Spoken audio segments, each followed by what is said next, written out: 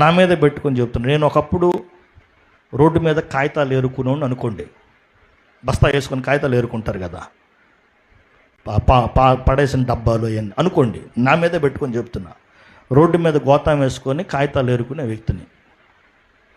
నన్ను ఒక కోటీశ్వరుడు చూసి నా మీద జాలిపడి నన్ను, వాడి ఆ కోటీశ్వరుడు పిల్లలు లేరు అనుకోండి, నన్ను దత్తత తీసుకొని ఒక కుమారునిగా తమ యావదాస్తి మీద నన్ను హక్కుదారునిగా చేసేసాడు అనుకోండి. ఇప్పుడు నేను ఎవరిని? ఒక కోటీశ్వరుడు బిడ్డను నేను.